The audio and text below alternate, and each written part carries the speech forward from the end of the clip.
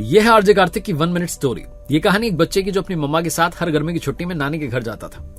जब वो 10 साल का हुआ तो उस साल उसके घर में आफत आ गई। उसके पिताजी की जो किराने की दुकान थी उसमें घाटा हो गया। उसकी मम्मा ने डिसाइड किया कि वो पापा की मदद के लिए वहीं रुकेंगे और बेटे को समझा दी कि बेटा इस बार हम नानी के घर नहीं चलेंगे।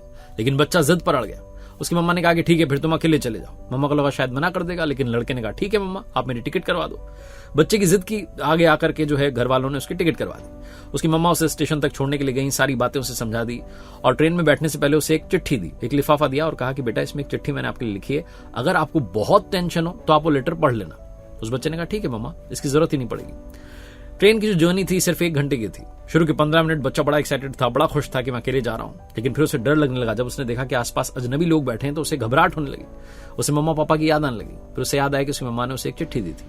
उसने बैग में रखा हुआ एनवेलप निकाला, लेटर जो है खोल करके पढ़ा तो उसकी मम्मा ने लिखा था कि प्यारे बेटे टेंशन मत लो, मैं इसी ट्रेन में पीछे वाले कंपार्टमेंट में बैठी हुई हूँ और तुम्हारे साथ यात्रा कर रही हूँ। तुम बस रिलैक्स्ड रहो, अभी थोड़ी देर में जो है स्टेशन आ जाएगा, मामा तुम्हें लेने के लिए आ जाएंगे।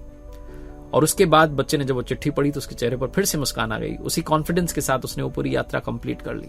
ये कहानी उस बच्चे की उस चिट्ठी की नहीं है, ये कहानी आपकी हमारी है। हम भी लाइफ में कई बार अकेला फील करते हैं, संकट में होते हैं, परेशानी में होते हैं, घबरा जाते हैं, लेकिन ये भूल जाते हैं कि हमारे पास में भी वो चिट्ठी है जिस पर भगवान जी ने लिख करके भेजा है कि इस ट्रेन की यात्रा में आप और हम साथ साथ हैं, तुम मुझ पर भरोसा बनाए रखो, तुम्हारे जीवन में सब कुछ मैं संभाल लूंगा।